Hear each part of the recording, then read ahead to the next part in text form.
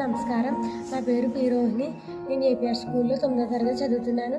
నేను ఈరోజు MS వర్డ్లో leave letter అనేది నేర్చుకున్నాను. అది ఎలా తయారు చేసినో చూడండి.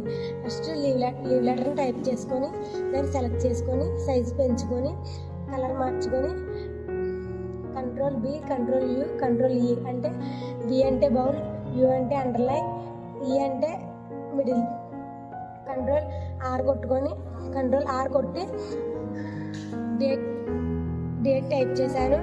కంట్రోల్ ఆర్ అంటే రైట్కి, కంట్రోల్ ఎల్ అంటే లెఫ్ట్కి, కంట్రోల్ ఎల్ కొట్టి to address, from address type చేశాను. ఈ విధంగా నేను లెటర్ని టైప్ చేశాను. Thank you.